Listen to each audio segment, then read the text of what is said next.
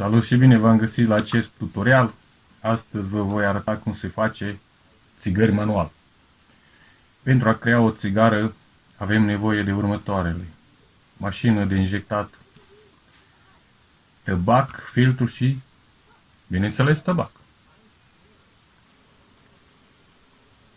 Eu folosesc tabac tratat cu aromă de mentă. Se poate folosi orice tabac pentru a vă scoti cât de ceva bani în plus dat pe țigări.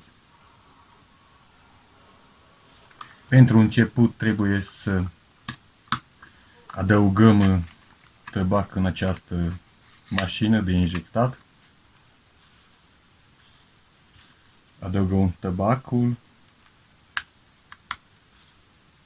Trebuie să avem grijă să nu adăugăm prea mult.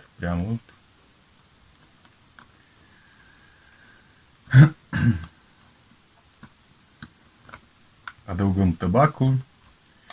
Lovim de câteva ori pentru a presa tabacul foarte bine. Trebuie să avem grijă să nu rămână aici prea mult tabac. Apoi adăugăm tubul cu filtrul în acest orificiu. Trebuie să avem grijă că sunt în doi.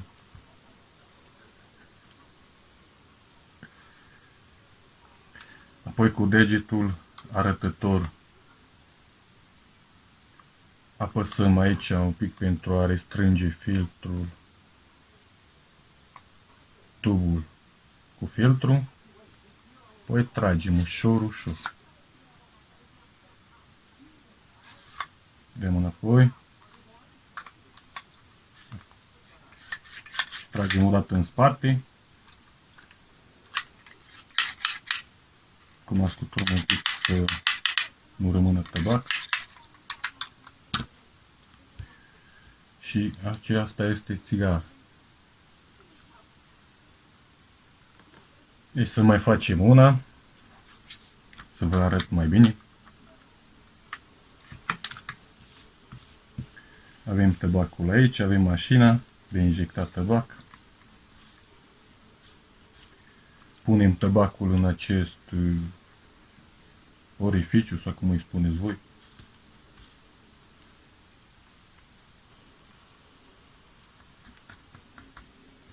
Presăm un pic așa cu degetul.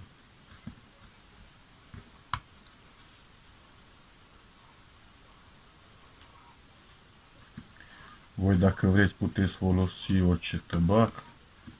Depinde cum vă place, cu arome, fără arome. Fiecare cu preferințele lui.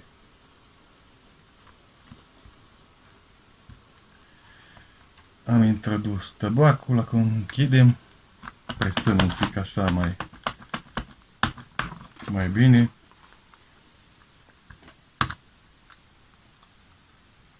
Lovim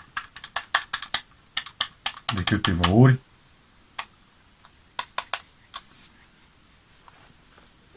Luăm tubul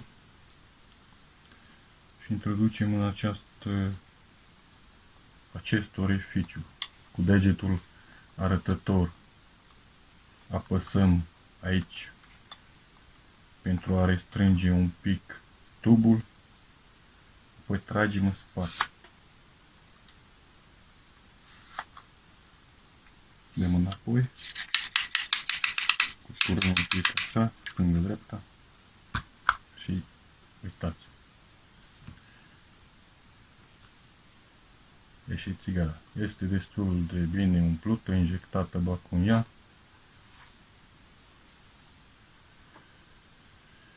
Cu acest tutorial ce v-am arătat pentru a învăța să faci o țigară manual, veți fi scutiți de câțiva bănișori în plus dați pe țigări. Vă mulțumesc! Ne întâlnim data viitoare, poate cu un alt tutorial pentru a vă arăta cu altă mașină de făcut țigări, una electronică. Vă mulțumesc și spor la treabă!